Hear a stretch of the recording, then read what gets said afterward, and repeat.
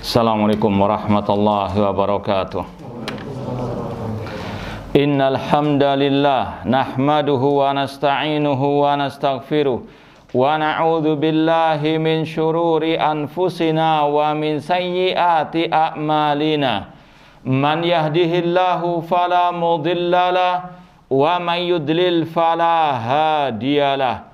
Asyhadu an la ilaha illallah wahdahu la syarikalah wa asyhadu anna Muhammadan abduhu wa rasuluh.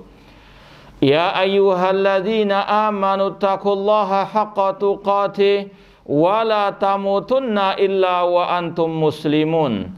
Ya ayyuhan nasu taqu rabbakumul ladzi khalaqakum min nafsin wahidah wa khalaqa minha zawjaha wa batha minhuma rijalan katsiran wa nisaa wattaqullaha alladzi tasaaluna bihi wal arham innallaha kana 'alaikum raqiba.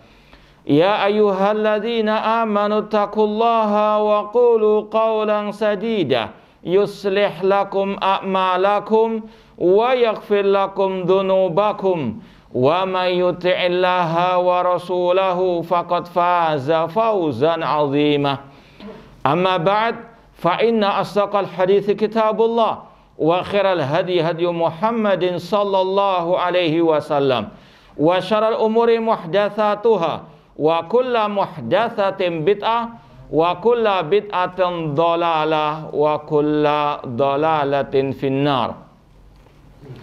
Ma'asal muslimin, ikhwani fillah wa akhwati, bapak-bapak, ibu-ibu, saudara-saudariku rahimani wa rahimakumullah. Alhamdulillah, segala puji bagi Allah Subhanahu wa taala yang mempertemukan kita kembali dalam kajian kitab Al-Usul As-Sittah oleh Syekhul Islam Al-Imam Muhammad ibn Abdul Wahhab rahimahullahu taala dengan syarah atau penjelasan Syekh Muhammad bin Shalih Al-Utsaimin rahimahullahu ta'ala.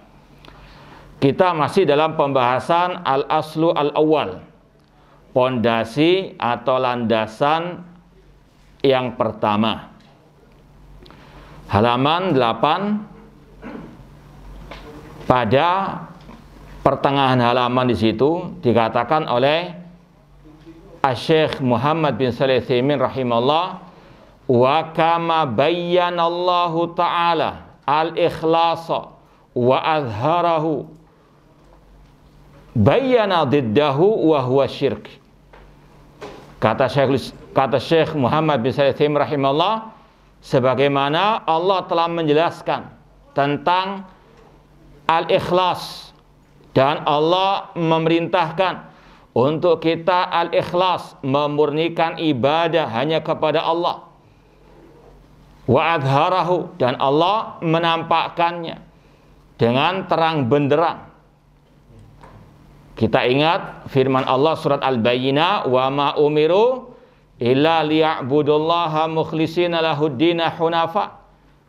Dan tidaklah mereka diperintah kecuali untuk mengikhlaskan, memurnikan agama, ibadah hanya kepada Allah semata, hunafa, dalam keadaan lurus bertauhid, berpaling dari kesyirikan. Bahkan Allah menurunkan satu surat, namanya apa? Al-Ikhlas. Surat yang kata Rasul ta'dilu thulutsal Quran, sepertiga apa? Al-Quran, yang keutamaannya sangat banyak sekali.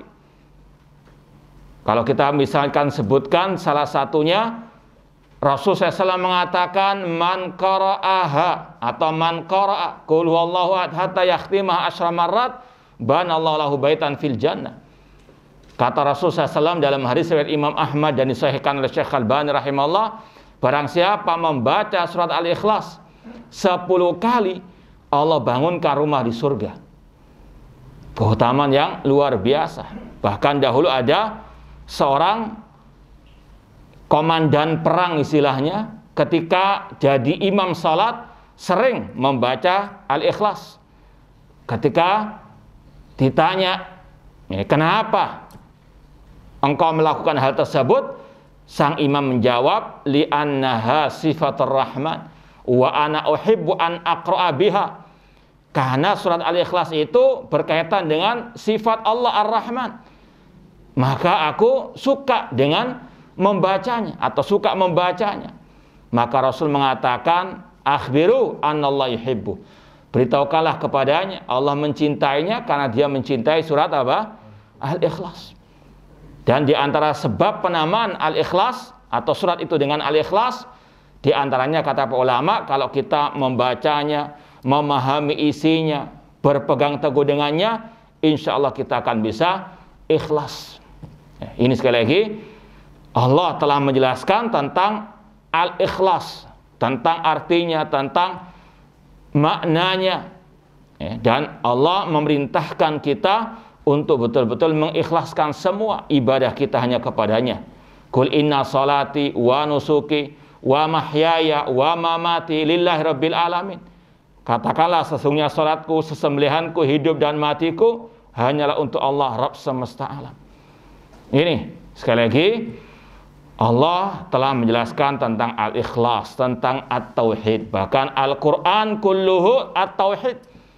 Ini yang sudah sering kita sampaikan, bahwasanya Al-Quran isinya tentang at-tauhid. Dari awal sampai akhir intinya tentang at-tauhid. Kemudian tidak cukup Allah hanya menjelaskan tentang tauhid, namun wa bayyana diddahu. Allah juga menjelaskan lawan dari at-tauhid, yaitu asyirk, kesyirikan. Makanya sesat kalau ada dai yang mengatakan cukup kita menjelaskan tentang tauhid saja, atau dengan ungkapan lain cukup hanya menyeru kepada al-ma'ruf saja. Tidak, harus apa? Ada nahi mungkar. Allah tidak mencukupkan dengan penjelasan tauhid saja, namun dengan apa? Menjelaskan masalah kesyirikan juga. Orang-orang itu apa? Ngeminteri Allah dan Rasul. Kata mereka kalau kita jelaskan tauhid, pasti mereka akan jauh dari syirik. Tidak cukup. Allah dan Rasulnya telah menggabungkan dua hal ini, amar ma'ruf nahi mungkar, menjelaskan tentang tauhid, memperingatkan dari asyirk. Kata Syekhul Islam Muhammad bin Abdul Wahhab rahimahullah ta'ala, ikhlasuddin lillahi ta'ala wahdahu la syarikalah. Di awal matan atau di al-asul awal, beliau mengatakan pondasi Islam yang pertama mengikhlaskan agama karena Allah semata, tidak ada sekutu baginya, wa bayanu diddihi, dan menjelaskan lawannya, alladhi huwa syirku billah. Ini sekali lagi yang harus betul-betul dipahami.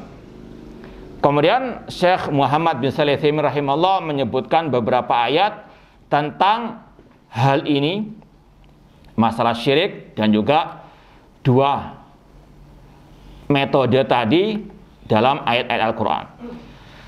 Innallaha la yaghfiru an yushraka bihi wa yaghfiru ma duna dzalika liman yasha. Sesungguhnya Allah tidak mengampuni dosa syirik, namun Allah mengampuni dosa selain syirik bagi yang Dia kehendaki. Allah menjelaskan tentang bahayanya syirik yang lebih dahsyat dibandingkan semua bentuk kemaksiatan. Ini juga menjelaskan kepada kita bentuk al-wala wal bara, bahwasanya kesyirikan harus lebih dibenci, harus lebih dibara daripada kemaksiatan. Dua-duanya jelek. Namun yang paling jelek adalah asyirku, karena kesyirikan pelakunya tidak akan Allah ampuni sebelum dia bertobat, kalau dia nggak bertobat sebelum meninggal dunia. Adapun kemaksiatan, seandainya orang itu tidak bertobat sampai mati, pecandu narkoba, ataupun dia koruptor, ataupun dia pemabuk, atau dia pencuri, sampai mati belum bertobat, masih ada harapan diampuni. Allah yang mengatakan demikian, wa yaghfiru ma duna dzalika liman yasha. Namun bagi yang Allah apa? Tidak semua Allah ampuni, enggak semua Allah adab langsung. Namun liman yasha. Makanya Ahlus Sunnah wal Jamaah dalam akidah mereka tentang pelaku dosa besar mengatakan pelaku dosa besar tahta masyiatillah, di bawah kehendak Allah. Dari kata-kata liman yasha, pelaku dosa besar di bawah kehendak Allah. Insya'a adzabahu wa insya'a ghafaralah. Jika Allah berkehendak, Allah ampuni langsung dan dimasukkan orang itu ke dalam surga. Namun kalau Allah berkehendak, Allah adab terlebih dahulu di dalam neraka, namun tidak akan kekal selama-lamanya. Ini akidah Ahlussunnah tentang pelaku dosa besar berdasarkan firman Allah ini, wa yaghfiru ma duna dzalika liman yasha. Namun bukan berarti di sini Allah menyuruh kita meremehkan dosa, tidak. Ya, jangan seperti orang-orang yang gagal paham ketika kita menjelaskan awas bahaya syirik lebih baik daripada maksiat, kemudian menuduh kita meremehkan masalah dosa dan seterusnya. Atau sebagaimana ketika kita mengatakan bid'ah lebih baik daripada maksiat, dikira kita meremehkan masalah maksiat. Naudzubillah min dzalik. Ini kegagalan paham mereka. Allah sendiri membandingkan dua dosa ini. Demikian juga dengan para salafu as-saleh. Ini sekali lagi disampaikan oleh Syekh untuk menjelaskan bahaya syirik yang merupakan lawan dari at-tauhid.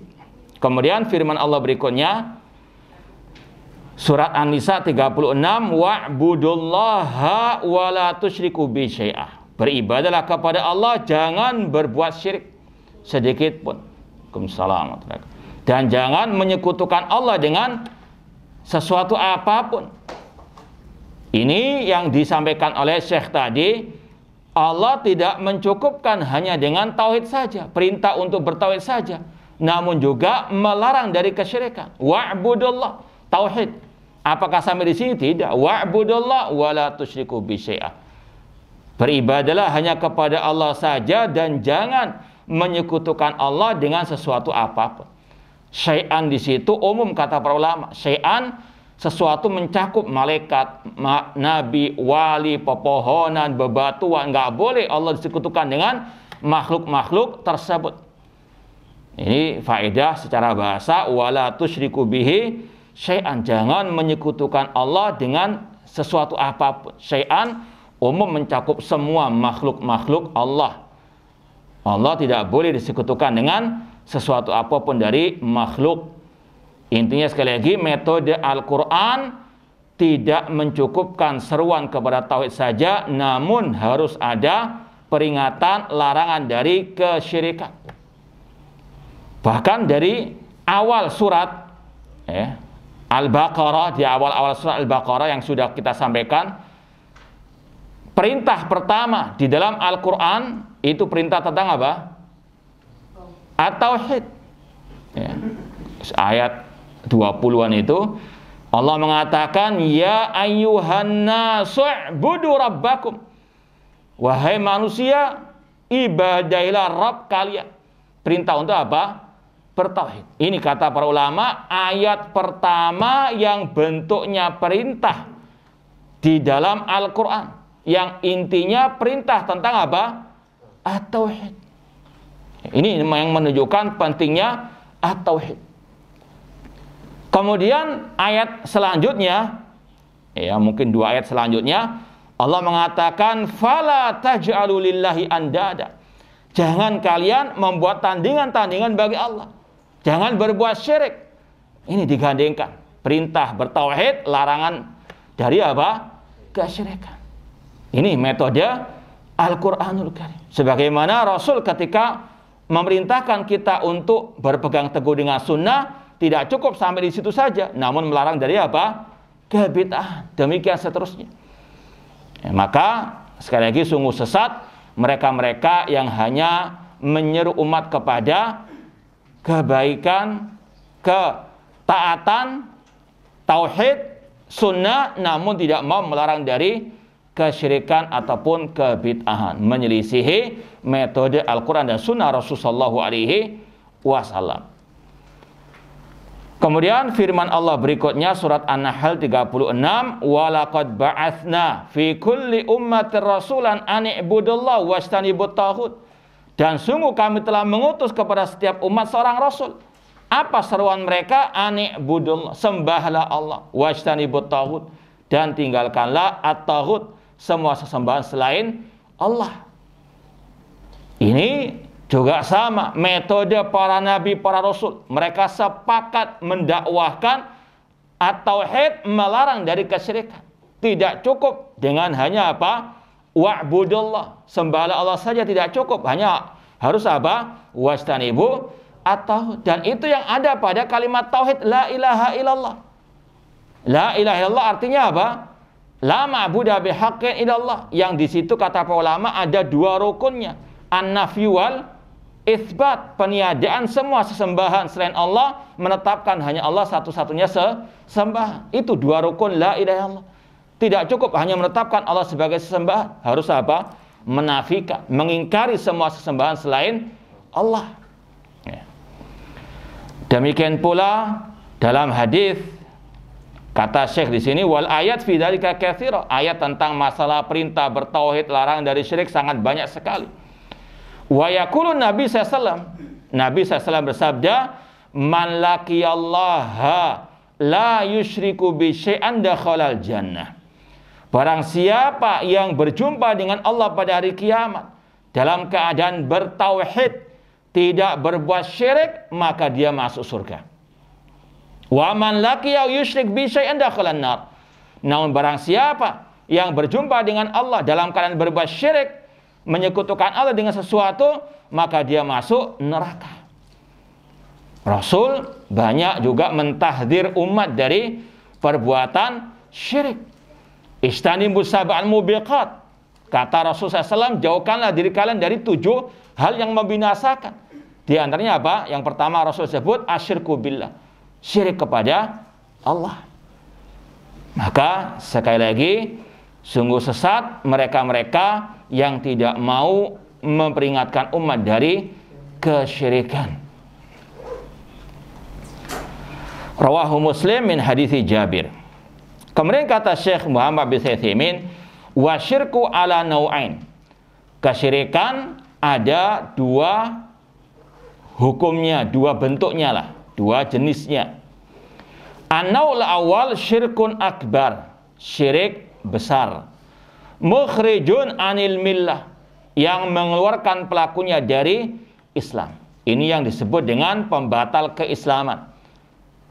Seperti yang kita telah cantumkan dalam kitab kita Menyelami Samudra Kalimat Tauhid, pembatal Islam yang pertama yang disebutkan oleh Syekhul Islam Muhammad bin Abdul Wahhab rahimahullah, yaitu asyirku billah, menyekutukan Allah, yaitu khususnya dalam masalah al-ibadah. Bahwasanya orang yang telah mengucapkan 2 kalimat syahadat itu bisa batal kalimat syahadatnya kalau melakukan salah satu dari 10 pembatal keislaman. Meskipun kata para ulama, pembatal keislaman bukan 10 saja buahnya, bahkan sebagian mengatakan 400 pembatal keislaman. Ya, ini semuanya untuk memotivasi kita banyak-banyak belajar apa itu syirik, apa itu tauhid, dan untuk kita apa? Menjauhkan diri dari kesyirikan tersebut. Nanti akan disampaikan tentang bagaimana para anbiya Khalilullah sangat takut dari kesyirikan. Intinya sekali lagi, di antara salah satu pembatal keislaman asyirku billah. Orang yang mengucapkan 2 kalimat syahadat atau orang muslim itu bisa batal keislamannya, bisa batal keimanannya, bisa batal kalimat syahadatnya kalau melakukan salah satu pembatal keislaman yang telah disebutkan oleh Allah dan Rasulnya dan telah dijelaskan oleh para ulama ahlu sunnah wal jamaah. Sebagaimana kata Syekhul Islam Muhammad bin Abdul Wahhab rahimahullah, ini seperti wudhu yang bisa batal. Orang sudah wudhu bisa batal. Sebagaimana orang yang mengucapkan 2 kalimat syahadat, orang muslim bisa batal keislamannya. Dan ini yang telah Allah isyaratkan dalam ayat-ayat Al-Quranul Karim. Wa kafaru ba'da islamihim. Mereka kafir setelah keislaman mereka. Laqad kafartum ba'da imanikum. Kalian telah kafir setelah keimanan kalian. Ya, jadi sekali lagi, orang itu bisa murtad dari al-Islam.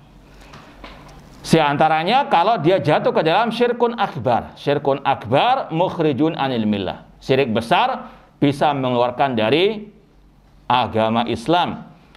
Apa definisi syirik besar? Kata Syekh Muhammad bin Shalih Al-Utsaimin, kullu syirkin atlaqahu asy-syari'u wa huwa munafin lit-tauhidi munafatan mutlaqatan. Syirik besar adalah setiap kesyirikan yang dimutlakkan oleh syariat atau dalil Al-Quran dan Sunnah, dan dia bertentangan dengan tauhid secara mutlak. Setiap kesyirikan yang dimutlakkan oleh syariat dan dia bertentangan dengan tauhid secara mutlak.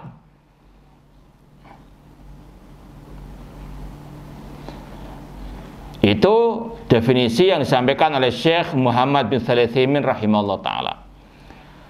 Namun wallahu alam, yang lebih terang lagi ada definisi sebagian ulama yang lain yang juga masyhur, yaitu taswiyatu ghairillah billah fima huwa min khasaisillah. Taswiyatu ghairillah billah fima huwa min khasaisillah. Menyamakan selain Allah dengan Allah di dalam hal-hal yang merupakan kekhususan Allah. Taswiyatu ghairillahi billah fima huwa min khasaisillah. Menyamakan selain Allah dengan Allah dalam hal-hal yang merupakan kekhususan Allah.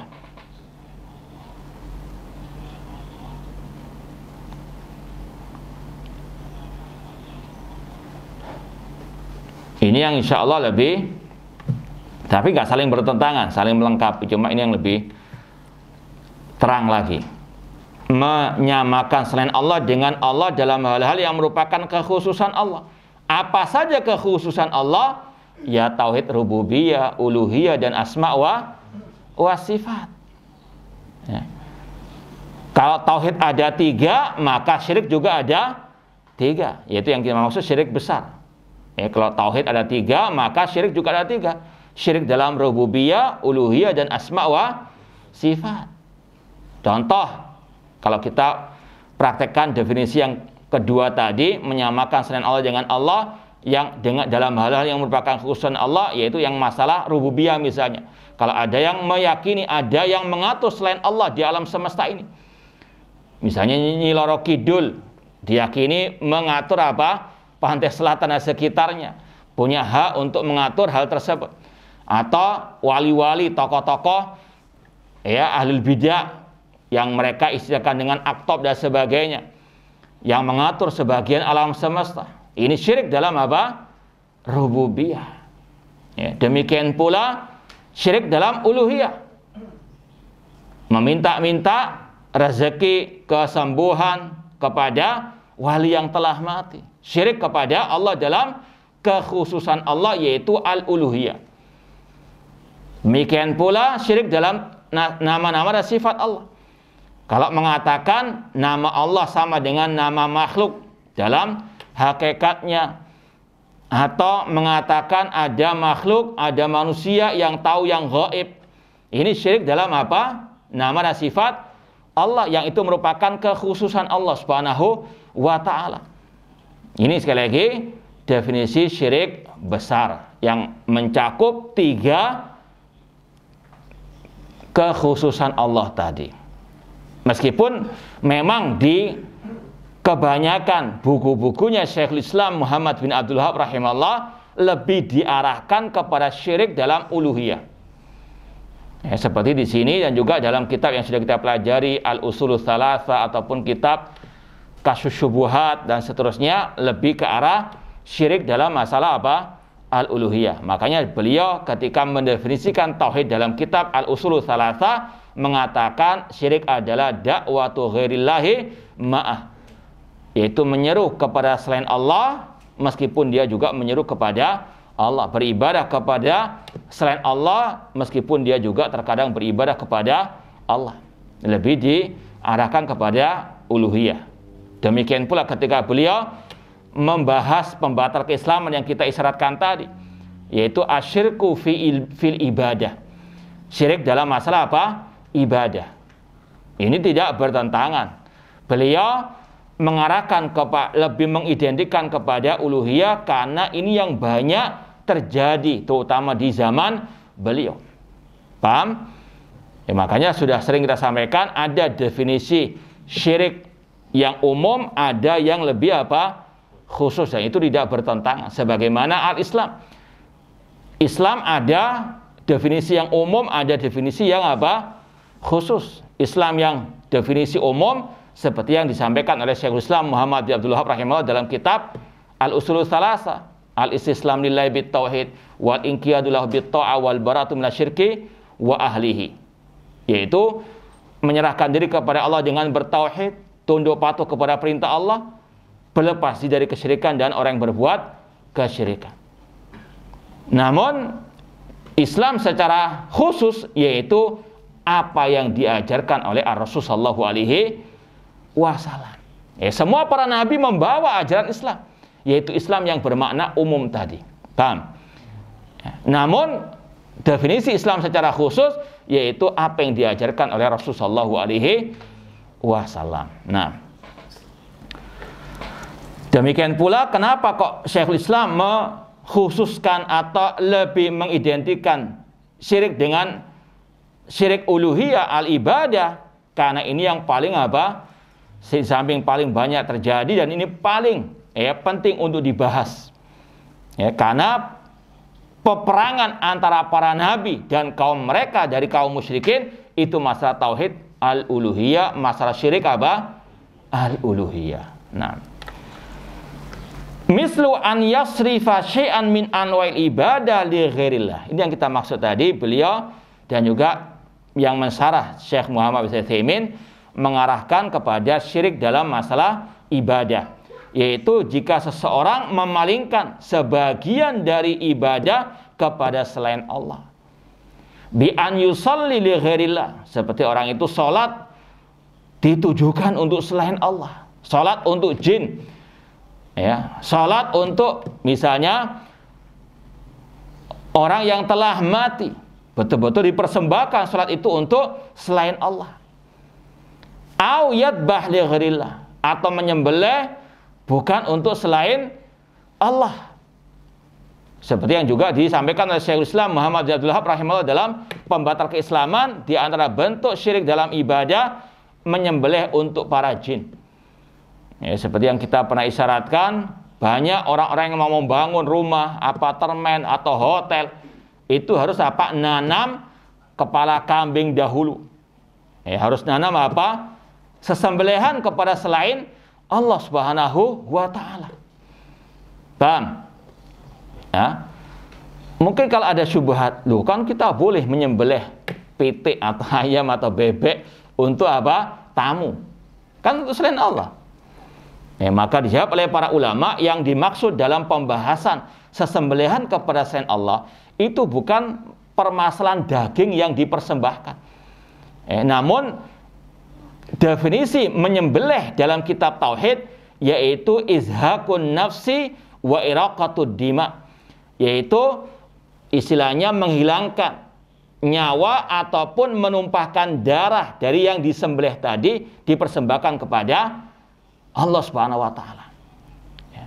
Makanya antum misalnya menyembelih hewan kurban, antum sembelih sudah gugur apa? Kewajiban antum. Antum mau makan, nggak mau makan, terserah antum. Betul nggak? Itu yang disebut dengan apa istilah? Sesembelihan dalam rangka ibadah. Paham? Bukan yang dimaksudkan adalah daging yang akan dihidangkan. Ini bukan pembahasan penyembelihan dalam kitab at-tauhid. Makanya orang-orang itu ketika menyembelih kerbau yang diarak kepalanya, nggak mereka makan. Yang penting mereka sudah apa? Menumpahkan darah binatang tersebut. Paham? Jadi jangan sampai tercampur adukan antara istilah menyembelih yang merupakan syirik kalau ditujukan kepada selain Allah dalam kitab-kitab akidah atau tauhid dengan istilah menyembelih untuk apa? Kalau menyembelih untuk tamu itu sesembelihan yang tujukan dagingnya. Paham? Yang dimaksudkan adalah apa? Mengambil manfaat dari dagingnya. Namun kalau dalam bab tauhid, penyembelihan adalah menghilangkan nyawa dari binatang tersebut dan menumpahkan darahnya untuk dipersembahkan kepada Allah Subhanahu wa taala. Sekali lagi seperti antum tadi, antum berkorban, antum kasihkan ke siapa yang menyembelih terserah, yang penting disembelih. Antum makan daging, nggak makan dagingnya sudah selesai apa kewajiban antum. Paham? Beda kalau menyembelih untuk tamu. Ya, tamu pasti dagingnya apa? Dimanfaatkan. Paham? Wallahu taala alam. Bi an yusalli li ghairillah aw yadbah li ghairillah, menyembelih untuk selain Allah. Terkadang juga perguruan-perguruan tenaga dalam juga demikian, mau sakti madraguna nyembelih pitik yang hitam ya wak semuanya. Ya karena hatinya sudah hitam, jadi ya sudah syirik, hatinya hitam, cari apa? Ayam warna apa? Nah, untuk syarat dipersembahkan kepada yang ya mereka tujukan dari jin-jin dan sebagainya, tempat-tempat keramat, gunung-gunung dan sebagainya. Ini yang mereka maksud, nggak mereka makan, mereka tanam atau mereka persembahkan kepada jin-jin apa tersebut. Ini namanya yadbah li ghairillah. Na'udzubillahi min dzalik. Au yandur li ghairillah, atau bernadar untuk selain Allah Subhanahu wa taala. Ya. Misalnya ada orang yang mengatakan ya, saya akan misalnya memberikan separuh harta saya kepada ya, penjaga kuburan keramat ini ya, kalau saya diterima di ya, perusahaan ini dan itu ya, dia ingin apa? Dengan nazarnya itu untuk menggait sang wali yang telah mati agar apa? Bisa mengabulkan keinginannya tersebut. Nazar untuk selain Allah Subhanahu wa taala. Naudzubillahi min dzalik. Au an yad'u ghairallah, atau dia berdoa kepada selain Allah. Doa wal ibadah, doa adalah ibadah. Nazar juga ibadah, sesembelihan adalah menyembelih ibadah. Semuanya harus diserahkan kepada Allah. Iyyaka na'budu wa iyyaka nasta'in. Kalau menyerahkannya kepada selain Allah, itulah syirik billah, asyirkul akbar. Allah berfirman, wala tad'u min dunillahi ma la yanfa'uka wa la yadurruka fa in fa'alta fa innaka idza minadh dhalimin. Allah mengatakan, jangan engkau berdoa kepada selain Allah yang tidak bisa mendatangkan manfaat ataupun madarat kepadamu. Jika engkau tetap melakukannya, engkau termasuk minadh dhalimin, yaitu minal musyrikin. Kemudian juga mislu an yad'u sahiba qabr, seperti apa? Meminta kepada yang telah mati. Dari para nabi, para wali dan seterusnya, mengatakan, ya wali fulan, ya syekh fulan, wahai Abdul Qadir Jailani, sembuhkan penyakitku, berilah aku apa? Pekerjaan misalnya. Ya. Yang telah mati sudah apa? Nganggur kan? Ya idza mata ibnu Adam inqata'a amalu, apabila anak Adam telah meninggal dunia, terputus amalnya. Kok diminta-mintai, kok dimintai pertolongan? Sedangkan dia saja apa? Sudah mati, yang memandikan yang masih hidup dan seterusnya. Ya. Mislu an yad'u sahiba qabr, mislu an yad'u sahiba qabrin, aw yad'u ghaiban li inqadhihi min amrin la yaqdir alaihi illal hadiru. Ya.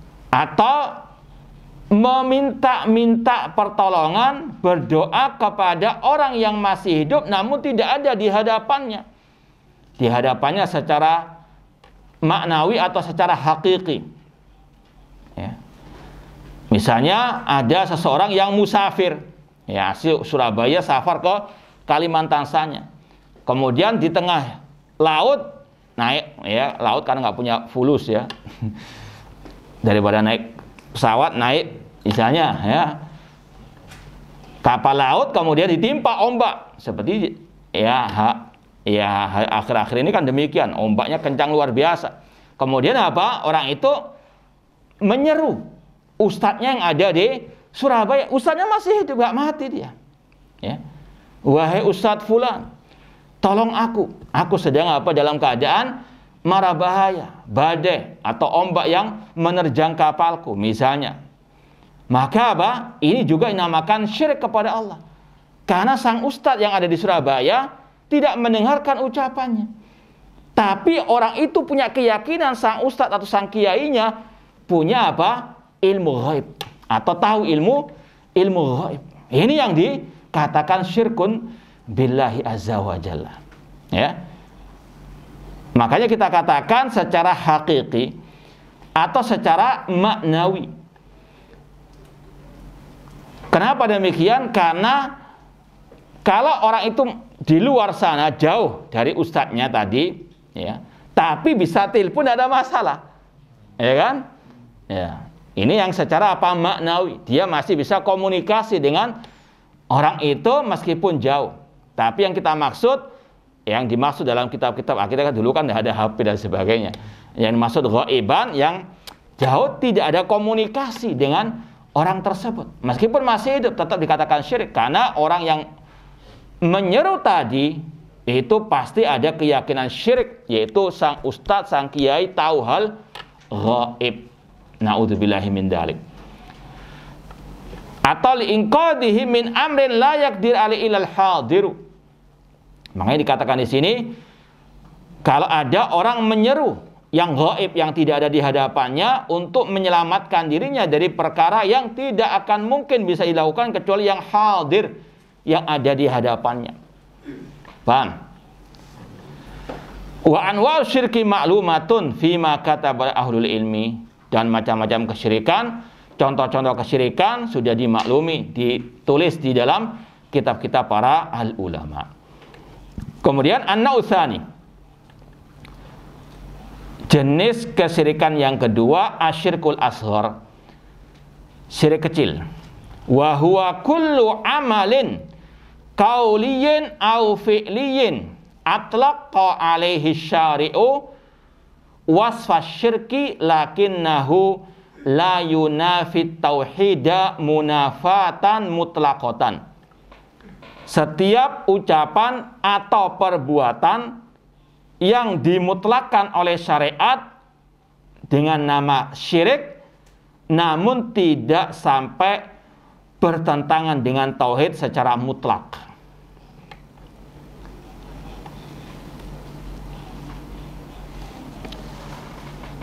Jadi ini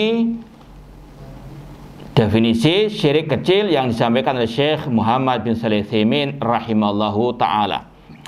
Atau sebagian mengatakan, seperti kalau dalam kitab Minhaj Firqatin Najiyah karangan Syekh Muhammad bin Jamil Zainu, beliau mengatakan setiap jalan yang mengantarkan kepada syirik besar itu namanya syirik kecil. Nah, contoh kata beliau, mislu al-halif bi ghairillah, bersumpah dengan selain nama Allah, demi Nabi, demi Abdul Qadir Jailani. Ini namanya sumpah. Kalau dalam bahasa Arab itu sudah kena kita sampaikan, ada redaksi khusus uslub al-qasam. Ya, ada misalnya wawu.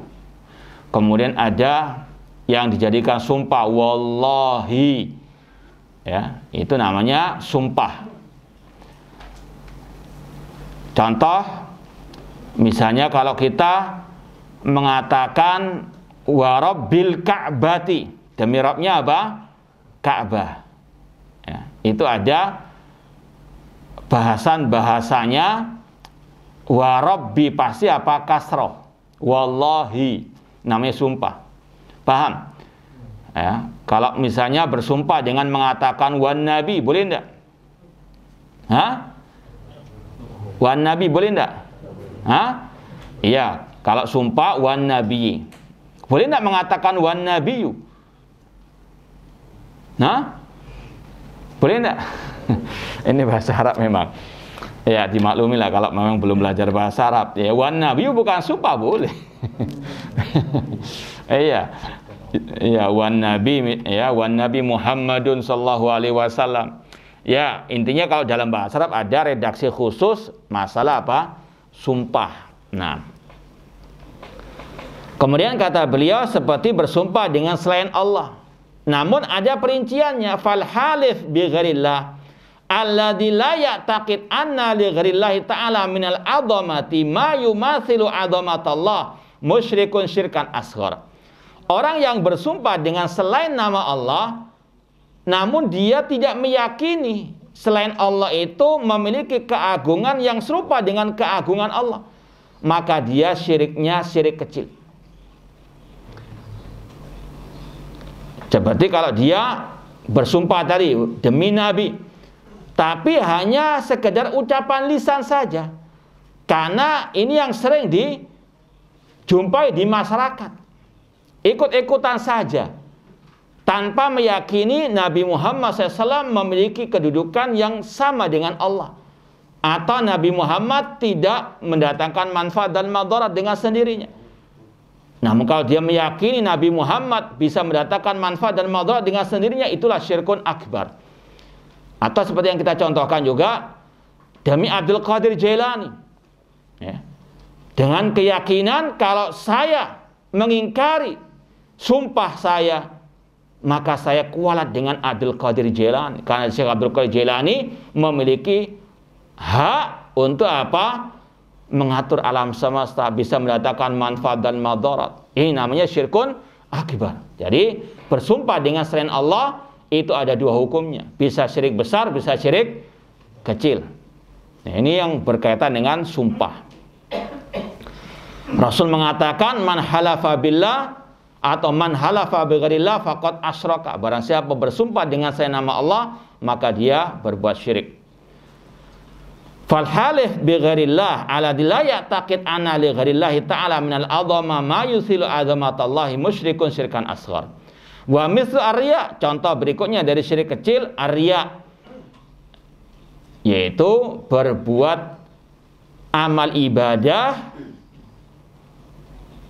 untuk dilihat oleh manusia, untuk dipuji oleh manusia. Orang sholat sebagaimana dalam hadis, kata Rasulullah SAW, yakumur rajul fayuzayyinu sholatahu lima yara min nadharin nasi ilai. Kata Rasulullah SAW, di antara bentuk syirik yang dimaksud syirik kecil di sini, yaitu contohnya kata Rasul, seseorang yang dia sholat namun dia perindah sholatnya karena dilihat oleh apa? Manusia. Ya, datang ke masjid, sholat, kemudian di sampingnya tiba-tiba datang camernya, ya, cari perhatian, dia apa? Perindah, masuk khusyuk, sampai imam Allahu Akbar lupa. Ini sekali lagi, ini namanya arya. Ya, demikian pula orang yang menuntut ilmu agama, ketika apa? Pergi ke majelis ilmu, ketemu camernya, wah masya Allah khusyuk, padahal apa? Tidur. Nah, mislu arya, inna udzubillahi min dalik. Kata beliau, wa huwa khatir, ini berbahaya sekali. Rasul SAW bersabda, qala fihi Nabi SAW, akhwafu ma akhafu alaikum asyirkul asghar. Yang aku khawatirkan atas kalian yaitu asyirkul asghar, syirik kecil. Ini yang kata para ulama, dari sinilah syirik ada dua, syirik besar dan syirik apa? Kecil. Sesuai dengan kata Rasul, asyirkul asghar berarti ada syirkul apa? Al-akbar. Fasuila anhu, ketika Rasul ditanya apa syirkul asghar? Ar-riya. Ya. Awalnya apa? Lillahi ta'ala. Ketika takbiratul ihram Allahu Akbar, ya, lillahi ta'ala. Tapi ketika di pertengahan salat tadi ada camernya di sampingnya apa? Jadi beda salatnya. Ini namanya apa? Ar-riya. Ya. Dan kata para ulama, kalau riya itu di pertengahan ibadah seperti salat tadi, namun kalau dia bisa menghilangkan, memeranginya, insya Allah tetap dapat pahala. Tapi kalau sampai salam terus seperti itu, ya tidak ada penilai pahala di sisi Allah Subhanahu wa taala. Wa qad yasilu riya ila syirkil akbar. Ya, riya syirik kecil ini bisa mengarah kepada syirik besar. Makanya tadi kata Syekh Muhammad bin Jamil Zainu ketika mendefinisikan syirik kecil, yaitu setiap jalan yang bisa mengantarkan kepada syirik besar, itu namakan syirku al-asghar. Contoh ya, mungkin waktu orang itu belajar di suatu pondok, kemudian tadi ada perasaan riya, ingin memamerkan ibadahnya kepada kiainya, kepada ustadznya misalnya. Awalnya apa? Masih syirkul asghar, ya, lillahi ta'ala awalnya, cuma ya ditambah-tambahi tadi, dihiasi untuk selain Allah, riya. Namun mungkin ketika sang kiai mati, sang ustadznya mati, kemudian apa? Dikeramatkan selain Allah Subhanahu wa ta'ala, ingin mendapatkan syafaat di sisi Allah. Dari syirik kecil menjadi syirik apa? Al-akbar. Intinya sekali lagi, syirik kecil perantara menuju kepada syirku al-akbar. Nah, waqad matsala Ibnu Qayyim rahimahullah li syirkil asghar bi yasir riya. Ibnu Qayyim rahimahullah ketika mencontohkan syirik kecil dengan istilah yasir riya. Yasir itu artinya sedikit riya.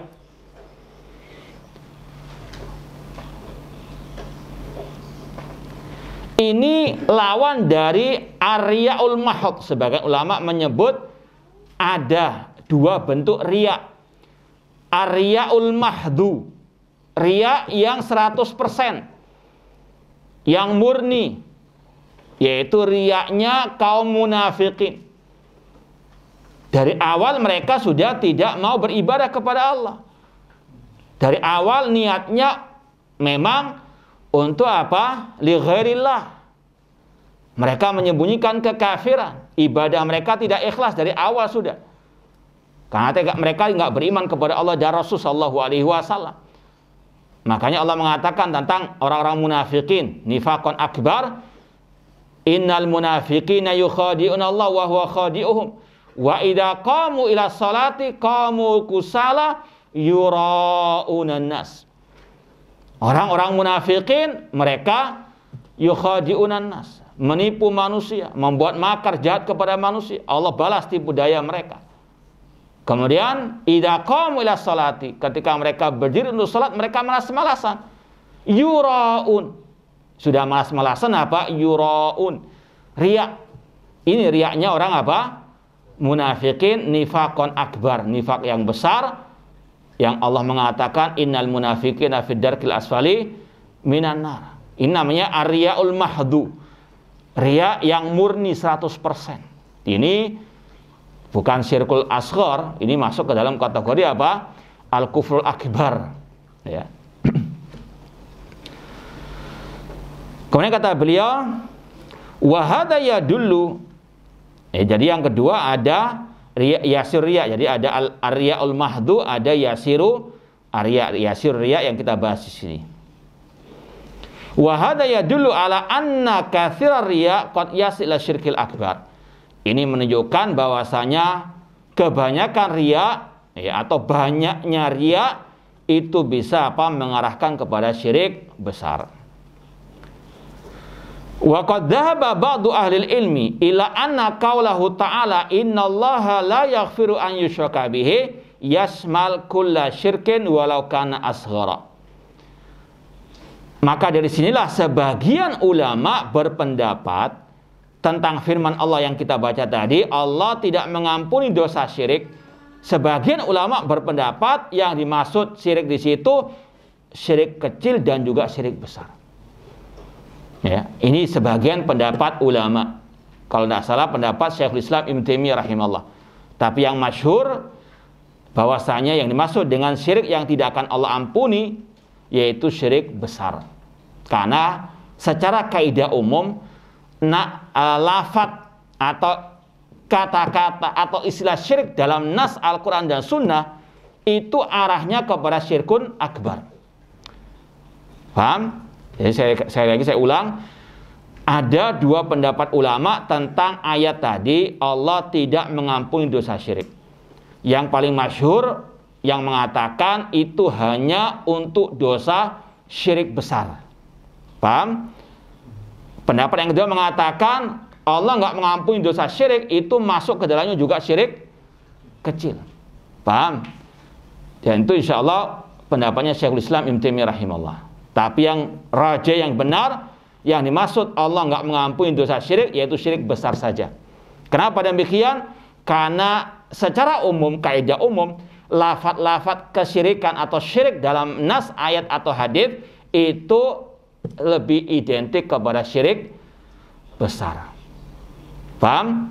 Ya, kalau dimaksudkan syirik kecil pasti dijelaskan lagi sebagaimana kata Rasul tadi.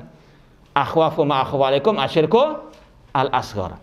Paham? Jadi yang dimaksud dengan Allah nggak mengampuni dari syirik yaitu syirik besar. Namun sekali lagi memang ada pendapat ulama yang mengatakan yang tidak diampuni dosa syirik juga termasuk syirik kecil. Namun kata beliau intinya di sini wal wajib al hadzar minasyirki mutlaqan. Dari sini ya terlepas dari perselisihan ulama tadi, yang wajib bagi kita menjauhi, mewaspadai semua bentuk kesyirikan, yang besar maupun yang kecil. Fa inna aqibata waqima, karena sanksinya sangat berat. Seperti masalah syirik kecil yang sudah kita isyaratkan. Orang belajar ilmu agama kalau untuk selain Allah, untuk mencari bagian dari urusan dunia, untuk riya misalnya, tidak mencium bau surga. Naudzubillah min dzalik. Bahkan dalam hadis 3 kelompok manusia yang akan diadab di neraka terlebih dahulu, orang-orang yang riya, yang belajar ilmu agama, membaca Al-Quran, belajar Al-Quran tujuannya untuk dikatakan alim, al-qari, orang yang berjihad tujuannya untuk dikatakan pemberani, mujahid dan seterusnya, atau orang yang bersedekah diniatkan untuk dikatakan dermawan. Maka ini 3 golongan yang pertama kali akan dimasukkan ke dalam api neraka, kata Rasulullah SAW. Na'udzubillahi min dzalik. Qala Allah Ta'ala, Allah berfirman, innahu man yusyrik billah faqad harrama Allah alaihil jannah. Itu ada kekeliruan tulisan ya. Antum betulkan itu. Innahu man yusyrik billah. Makanya ya kadang cetakan-cetakan itu harus, terutama yang baru-baru, kadang perlu diteliti lagi. Bahkan ayat pun banyak salah. Innahu man yusyrik billah. Ketemu ya? Innahu man yusyrik billah faqad harramallahu alaihil jannata wa ma'wahun nar wa ma lidzalimina min ansar. Sesungguhnya barang siapa berbuat syirik kepada Allah, Allah haramkan baginya surga dan tempatnya adalah api neraka, dan tidaklah penolong bagi orang yang berbuat kezaliman, yaitu yang berbuat kesyirikan. Ini ancaman bagi yang jatuh ke dalam syirkul akbar.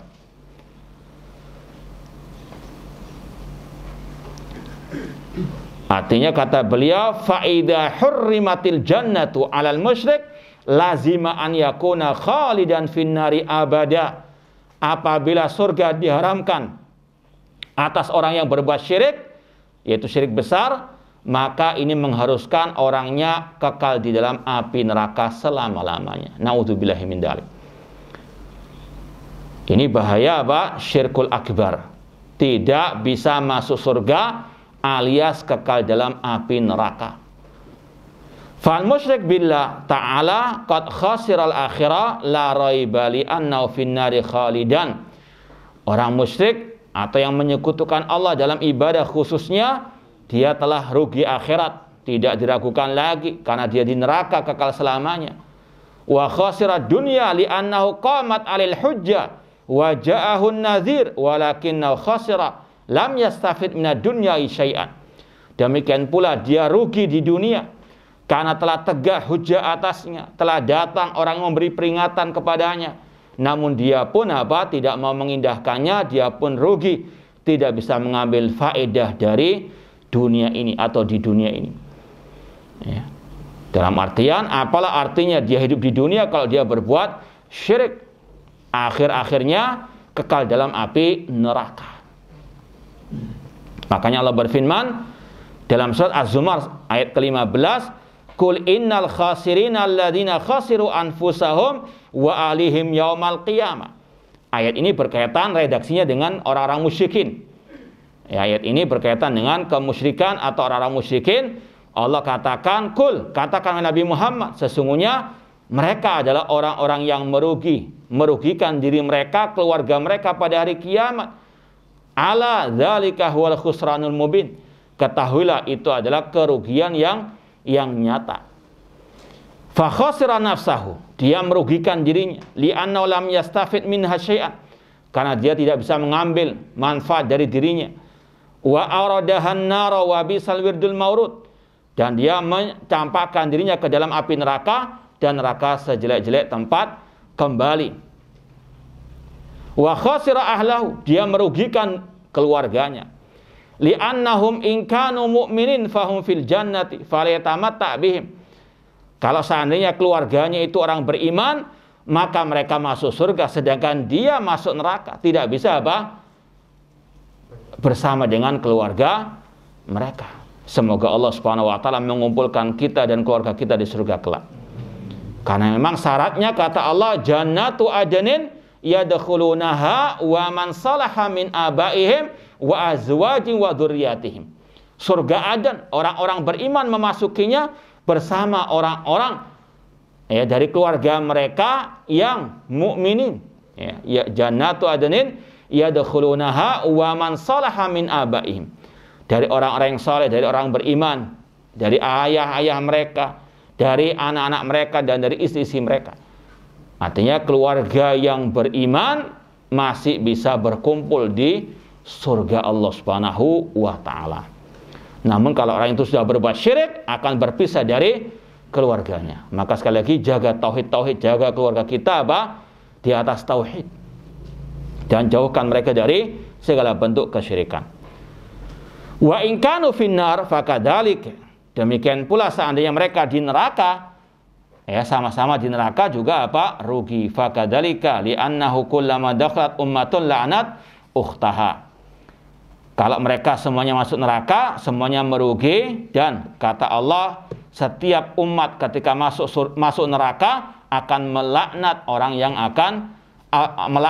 yang telah mencampakkannya ke dalam api neraka. Kemudian kata Syekh Muhammad bin Utsaimin, wa'lam anna syirka khafiyun jiddan. Ketahuilah bahwasanya syirik itu tersembunyi sekali. Banyak orang yang tidak sadar. Di sini ada sedikit tambahan. Ulama secara umum membagi syirik menjadi dua. Syirik besar, syirik apa? Ada sebagian menambah syirkul khafi, syirik yang tersembunyi. Meskipun yang lebih benar cukup dua saja. Kenapa demikian? Karena syirik khafi yang tersembunyi itu bisa mencakup syirik besar, syirik kecil. Banyak kaum muslimin yang tidak tahu apa itu syirik besar. Banyak mereka apalagi dengan banyaknya dai-dai penyeru ke neraka jahanam yang membuat syubhat sehingga mereka jatuh ke dalam syirik besar dengan istilah tawassul, dengan istilah tabarruk, cinta orang yang saleh, cinta nabi, padahal isinya syirik misalnya. Tersembunyi bagi mereka. Meskipun secara asal dalam Al-Quran dan Sunnah jelas apa itu syirik berserta contoh-contohnya. Demikian pula syirik kecil, itu juga tersembunyi. Waqad khafahu Khalilur Rahman. Oleh karena itulah kekasih Allah Ar-Rahman, kekasih Allah yang Maha Penyayang, yaitu Nabi Ibrahim alaihissalam, wa imamul hunafa, imamnya orang-orang yang bertauhid, yaitu Nabi Ibrahim alaihissalam. Kama hakallahu anhu, sebagaimana yang Allah kisahkan, beliau sangat takut, khawatir jatuh ke dalam kesyirikan. Makanya beliau berdoa, wa janubani wa bani anak budal asnam. Ya Allah, jauhkanlah aku dan anak keturunanku dari kami menyembah berhala. Ini imamul hunafa yang paling kuat tauhidnya. Takut jatuh ke dalam kesyirikan. Kenapa? Karena tadi diantaranya karena khafi. Banyak yang tersembunyi. Nggak sadar kalau jatuh ke dalam kesyirikan tersebut. Makanya perlu terus diingatkan, terus disampaikan kepada umat tentang apa itu syirik dan bahaya syirik. Karena sangat amat tersembunyi. Jangan mengatakan saya sudah khatam akidah, saya sudah khatam tauhid. Na'udzubillahi min dzalik. Ini Imamul Hunafa, Nabi Ibrahim alaihissalam, yang luar biasa dakwah tauhidnya sampai beliau dibakar oleh raja pada waktu itu, namun masih takut jatuh ke dalam kesyirikan. Demikian pula Nabi kita Muhammad SAW, beliau juga sama dengan Khalilullah, kekasih Allah, Nabi Ibrahim alaihissalam. Beliau juga berdoa kepada Allah, Allahumma inni a'udzubika an usyrika bika a'lamu wa astaghfiruka lima la a'lamu. Ya Allah, aku berlindung kepadamu dari kesyirikan yang aku ketahui, dan aku mohon ampun kepadamu dari syirik yang tidak aku ketahui. Ya, karena mungkin ada ketergelinciran dan seterusnya. Ini sekali lagi Nabi Muhammad SAW Sayyidul Waladi Adam, yang paling mulia dia semuka, yang paling kuat tauhidnya, masih khawatir jatuh ke dalam kesyirikan. Namun sekali lagi sungguh ya sombongnya orang-orang yang mengatakan sudah nggak perlu lagi dakwah tauhid, nggak perlu lagi dakwah melarang orang dari kesyirikan, semuanya sudah bertauhid. Naudzubillahi min dzalik. Ini para ulul azmi minar rusul, ya, dua manusia termulia di atas muka bumi ini, Nabi Muhammad SAW, Nabi Ibrahim, masih khawatir jatuh ke dalam kesyirikan. Kemudian Syekh Muhammad SAW membahas arti wa junubni. Wa ta'amal qaulahu, renungkanlah ucapan Nabi Ibrahim tadi, wa junubni. Apa arti wa junubni? Walam yakul imna'ni. Nabi Ibrahim tidak mengatakan imna'ni, cegahlah aku, namun jauhkanlah aku. Kenapa demikian? Li'anna makna ujunubni ay ij'alni fi janib wa ibadatil asnam wa ibadatil asnam fi janib. Maksud wa junubni artinya jadikan aku di satu sisi, sedangkan ibadah kepada berhala di sisi yang lain. Ya, tahu terjemahnya tadi. Jauhkanlah diriku dari menyembah berhala. Wa hadza ablagh min imna'ni, dan itu lebih mendalam artinya daripada imna'ni, cegahlah aku dari kesyirikan. Li'annahu idza kana fi janib wa hiya fi janib kana ab'ad. Kalau dijadikan Nabi Ibrahim di satu sisi, penyembahan kepada berhala di sisi yang lain, itu lebih jauh.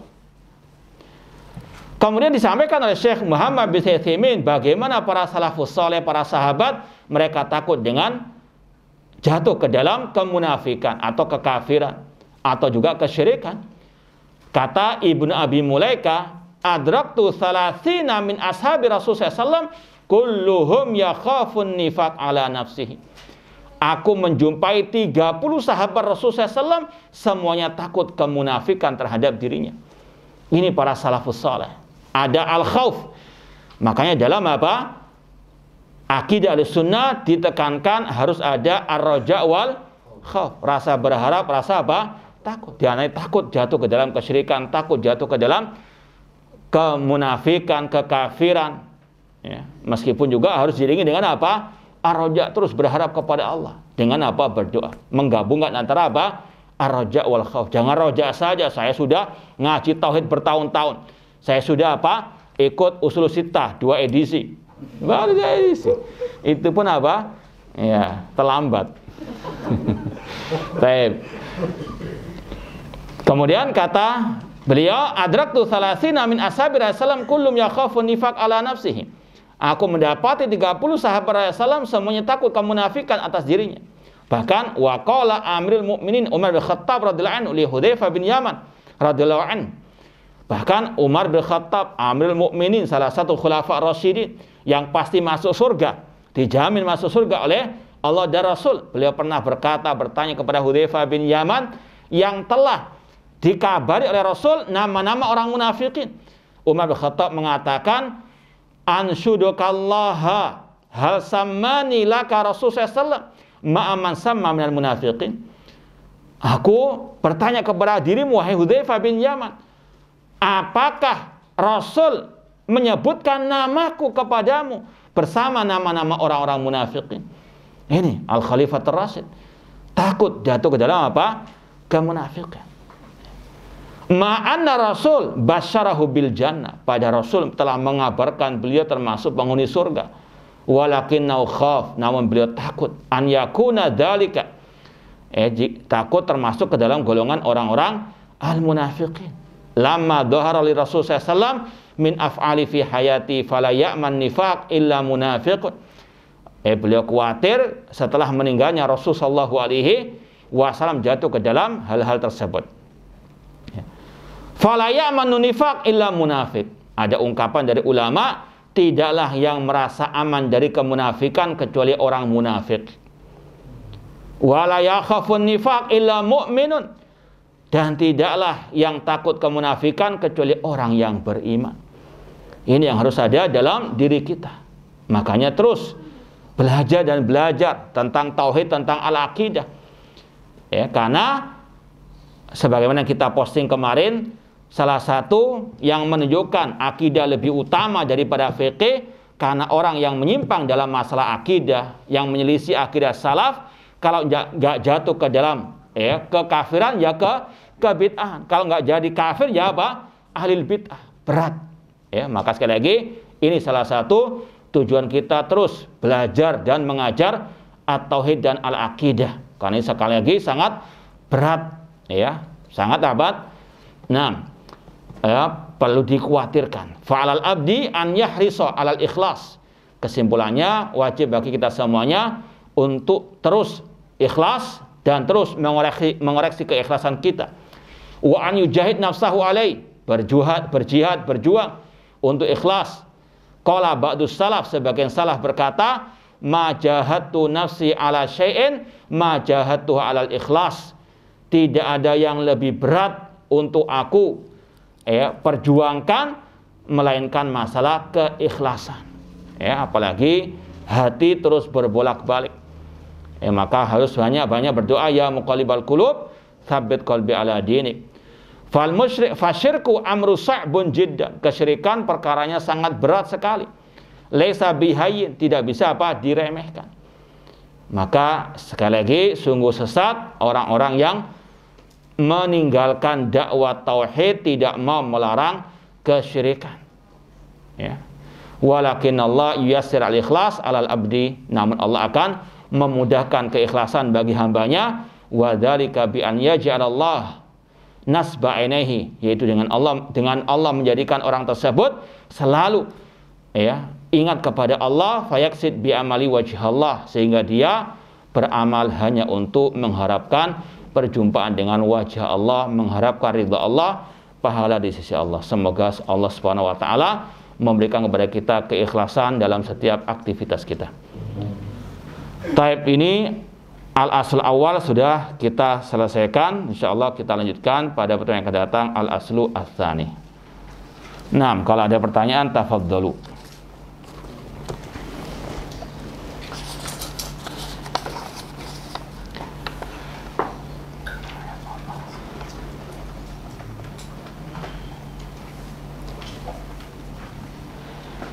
Berkaitan dengan ayat Allah akan mengampuni dari selain syirik kepada siapa yang dia kehendaki. Apakah ada penjelasan kriteria siapa yang Allah kehendaki?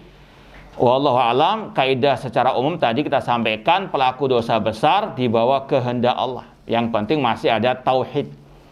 Masih ada al-iman. Itu ada harapan diampuni oleh Allah. Cuma siapa-siapanya wallahu taala alam, tidak ada dalil tentang hal itu, Yang penting syarat utamanya orang itu bertauhid. Pelaku dosa besar di bawah kehendak Allah Subhanahu wa taala. Nah, ada yang lain? Tidak apa, kalau mungkin mau dengan lisan, karena mungkin nggak punya kertas, tidak apa-apa. Nah, ad-daratu bil mahdhurah. Atau mungkin perlu disediakan kertas oleh panitia.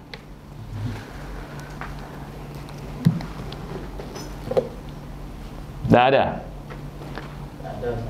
Hah? Cukup? Nah, baik, kita cukupkan sekian, kurang lebihnya mohon maaf. Aku qouli hada wa akhiru da'wana anil hamdulillahi rabbil alamin. Wassalamualaikum warahmatullahi wabarakatuh.